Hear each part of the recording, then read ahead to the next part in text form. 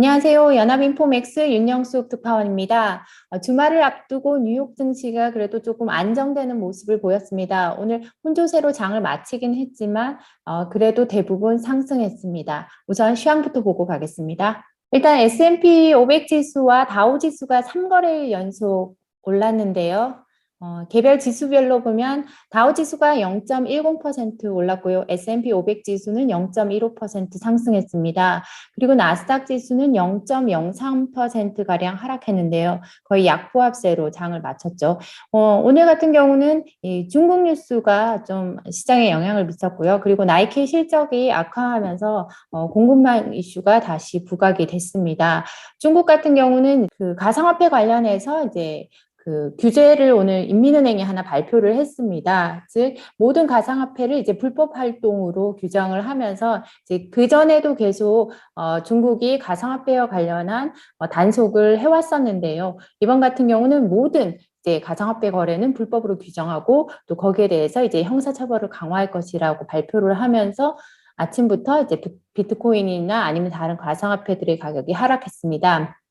이제 그러다 보니까 오늘 관련 코인베이스나 로빈후드 같은 관련 종목의 주가가 오늘 하락세로 마감을 했고요. 그리고 오늘 나이키가 실적을 발표를 했는데 이날 실적은 매출이 애널리스트의 예상치를 밑돌았습니다. 오늘 그것보다 시장이 더 주목을 한 거는 이제 2020년도 내년도 회계연도 이제 실적 전망치를 오늘 낮췄는데요. 그 소식에 주가가 6% 이상 하락했습니다. 이 실적 전망치를 낮춘 것 중에 하나 이유가 이제 베트남의 그 셧다운이 폐쇄가 이제 장기화되면서 이제 실적 전망을 낮췄는데요. 매출 전망치를 그 전에는 보니까 두 자릿수 중이면서도 이제 낮은 두 자릿수에서 한 자릿수의 이제 중간쯤 한 5, 6% 정도. 그러니까 그 정도의 실적 증가세가 예상된다고 이제 하면서 오늘 주가가 많이 하락했습니다. 그리고 오늘 이제 시장의 에버그란데 이슈도 영향을 좀 줬는데요. 구체적인 뉴스는 이따가 함께 보시고 일단 시장에서 에버그란데 상황을 어떻게 보고 있는지 멘트 하나 보겠습니다. 오한다의 에드워드 모야 씨가 이런 말을 했는데요. 에버그란데가 망한다면 그리고 망한다면 그 중국 외의 익스포저는 아주 제한적이어 보인다. 그리고 정부가 만약 그것을 억제하기 위해서 그것에 따르는 전이 위험을 억제하기 위해서 무엇이든 할 것으로 보인다라고 예상을 했고요. 그리고 만약에 중국이 성공을 한다면 그런 위험을 억제하는 데 성공을 한다면 글로벌 위험 선호 심리가 크게 타격을 받지 않을 것 같다라고 얘기를 했습니다. 그리고 멘트 하나 더 보고 가겠습니다. 오늘 시장에서 이런 얘기가 나왔는데요. 그러니까 월요일이었죠. 월요일에 주가가 이렇게 나쁘게 시작을 하고 그리고 중간에 주중 중간에 반등을 하고 그리고 금요일에 시장이 이렇게 진정이 된 것은 그렇게 나쁘지 않다, 나쁘지 않은 흐름이다라고 하면서 하지만 그럼에도 헝다와 같은 우려나 아니면 경기 둔화 우려 그리고 마지막으로 계속되는 이 공급망 이슈가 여전히 해결되지 않고 있다라고 말을 하고 있습니다. 아까 오늘 비트코인과 이더리움 가격이 크게 하락했다고 했는데요. 바로 중국에서 그 가상화폐에 대한 단속을 강화하겠다고 발표한 것이 이제 영향을 미쳤습니다. 지금은 이제 낙폭을 많이 줄여서 비트코인 같은 경우는 한 4%, 3%까지 이제 낙폭을 줄였고요. 이더리움은 6%까지 낙폭을 줄였습니다. 장중에는 이더리움이 한 10% 이상 하락했고요. 비트코인도 한 7% 이상 떨어졌습니다. 중국 같은 경우는 이제 오늘 인민은행이 그 모든 가상화폐 거래를 일리걸 불법이라고 규정을 했고요. 그리고 그것을 거래하거나 혹은 그 주문을 매칭하거나 혹은 관련 파생 상품 거래를 하는 것을 모두 엄격하게 금지한다고 발표를 했습니다. 그리고 해외에 있는 거래소도 모두 불법으로 규정을 했고요.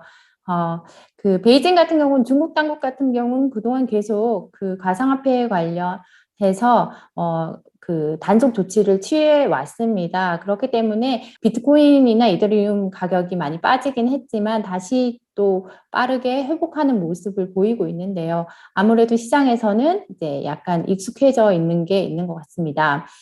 여기 비슷한 멘트가 있는데요. 이런 금지 조치를 취하면 항상 이전에도 단기적인 매도세가 있었고, 그리고 빠르게 다시 중국에서 이제 빠져나오는 모습을 보였지만, 그리고 빠르게 회복을 했다라고 얘기를 했습니다. 다음 기사는 오늘 그 10년물 국채 금리가 오늘 크게 올랐는데요. 그 이유 중에 하나가 오늘 매파 위원들의 발언이 이어졌습니다. 그 중에 한 명이 이제 클리브랜드 연은 총재인데요. 메서 총재가 이런 말을 했습니다. 11월에 테이퍼링을 시작하는 것을 지지한다라고 얘기를 했는데요. 지금 시장에서는 거의 테이퍼링이 11월에 발표된다라는 게 거의 기정사실화된 분위기인데요. 그렇지만 이제 당장 11월부터 시작을 해야 한다라는 발언이 나오면서 이제 금리 상승 압력이 커졌고, 그리고 또 이분이 이제 내년 말에 2022년 말에 이제 첫 금리 인상을 지지한다라고 또 말을 했습니다. 메스터 총재는 강한 회복이 이미 진행 중이고, 그리고 내년 같은 경우도 GDP가 한 3.75에서 4% 정도로 높은 수준을 유지할 거라고 예상을 했고요. 그리고 실업률도 내년 말에는 4%까지 떨어질 것이라고 예상을 했습니다. 오늘 클리브랜드 총재 말고도 여기 캔자스시티 연은 총재, 그 에서 조지 총재가 또 비슷한 얘기를 했는데요. 에서 조지 총재 같은 경우도 지금 여기에 보시면 상당한 추가 진전의 기준에 부합했다라고 얘기를 했는데요. 이미 물가와 인플레이션은 이 테이퍼링을 위한 기준에 부합했다고 해서 이제 곧 시작해야 한다라고 말을 했습니다. 그렇지만 이 구체적인 시점은 밝히지는 않았는데요. 아무래도 뭐 곧이니까 연내에 시작하는 것을 말하겠죠. 오늘 조지 총재의 발언에서 주목해야 될 것 중에 하나가 이제 사람들이 많이 이 테이퍼링 시점에 대해서 궁금해하는데 이제 주목해야 할 것은 대차대조표 문제와 그리고 금리 인상 문제다라고 얘기를 했습니다. 하지만 그러면서도 그 두 문제는 앞으로 이게 해결하기가 쉬운 문제가 아니다, 판단하기가 쉬운 문제가 아니다라고 얘기를 했는데요. 그 이유 중에 하나가 이런 말을 했습니다. for some time, 한동안 normal, 그러니까 정상이라고 하는 것이 이제는 판단하기가 어려울 것 같다라고 얘기를 했습니다. 여기서 이제 정상 수준이라고 하는 것은 뭐 금리일 수도 있고요. 아니면 경제 상태일 수도 있을 텐데요. 여기에서는 이 사람이 이제 팬데믹이 우리에게 엄청난 많은 부분에서 이제 영향을 미쳤고, 그래서 이제는 팬데믹 이전의 경제로는 돌아가지 못할 거다. 그러면서 이게 앞으로 이제 금리 결정에도 영향을 미칠 수 있다. 특히 이제 주목한 부분 중에 하나가 노동시장이 가장 큰 시장에서 좀 난해한 부분 중에 하나인데, 이제 노동시장이 지금 상당히 부족해서 이게 높은 인플레이션을 야기할 것이다. 그러니까 일할 사람은 부족해서 고용주들이 계속 임금을 올리고 있죠. 그 임금을 인상하는 게 나중에는 하이 인플레이션으로 갈 수 있다라고 우려하고 있습니다. 그렇지만 동시에 많은 사람들이 여전히 실업 상태입니다. 그러니까 팬데믹으로 일자리를 잃은 사람들은 아직도 그 고용시장으로 복귀를 하지 못하는 사람이 아직 많은데도 불구하고 일자리는 부족해서 임금은 오르는 그런 좀 아이러니한 상황이 펼쳐지고 있다라고 지적을 하고 있고요. 그러다 보니까 이제 고용시장의 정상이라는 것도 판단하기가 어려운 상황이다. 그리고 그것은 앞으로 이제 금리 인상에 있어서 연준을 아주 힘들게 할 것이다라고 얘기를 했습니다. 다음 기사는 이제 다음 주 부채 한도 협상을 앞두고 관련 기사를 하나 가져왔습니다. 부채 한도가 무엇이고 그리고 그게 왜 중요한지에 대한 기사인데요. 미국의 부채 한도는 이게 미국의 부채 그래프를 보여주는 겁니다. 국가 총 부채인데요. 지금 이게 거의 지금 30조에 육박하는데 이게 그 구체적인 금액으로는 한 28조 7천억 정도까지 올라와 있습니다. 원래 미국의 부채 한도는 지금 한 22조거든요. 근데 이 22조인데 이미 지금 국가 총 부채는 부채 한도를 넘어선 상태입니다. 그래서 이 부채 한도를 상향해야 하는 상황인데요.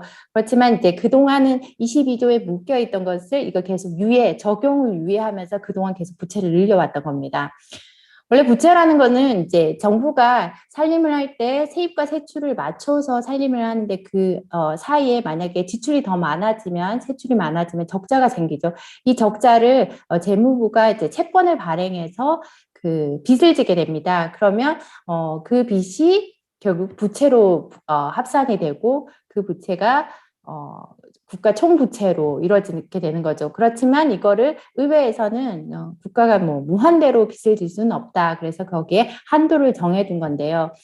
부채 한도가 이게 처음 도입된 게 1917년도에 도입됐습니다. 그리고 나서 1960년 이후에 부채 한도가 총 78차례 이게 상향이 되거나 혹은 수정이 되거나 조정이 되어 왔습니다.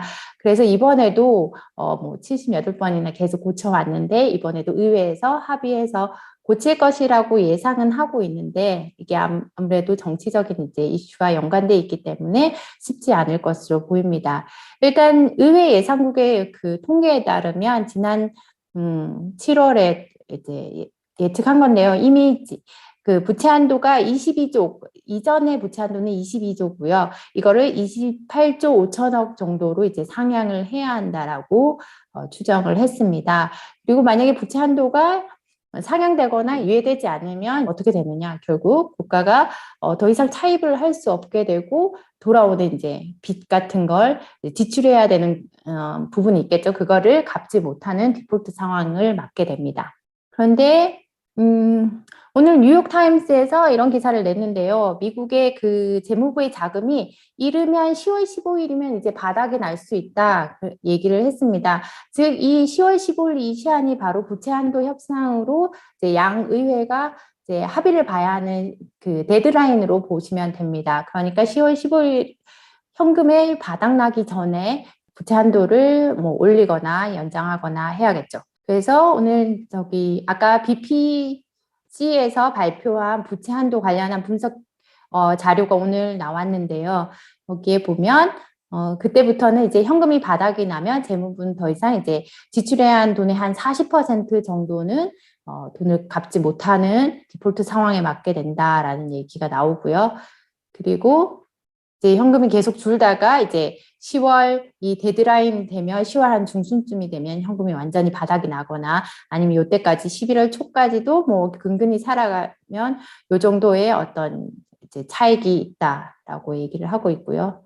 구체적으로 이제 10월 15일, 그러니까 미국의 회계 연도가 10월 1일에 시작이 됩니다. 일단 그래서 그러다 보니까 10월 1일에 나가는 자금이 상당히 많고요. 그래서 10월 초부터 아마 재무부가 상당한 자금 압박에 시달릴 것으로 보이고, 그리고 15일이면 완전히 소진돼서 제로 수준까지도 떨어질 수 있다고 보고 있는데요. 15일에 나가야 할 자금이 아동 그 세공제액이 한 130억, 그리고 연방 그 공무원들에 대한 샐러리가 한 40억, 그리고 부채 이자가 40억 정도 지출해야 되는 자금이 15일에 도래하게 됩니다.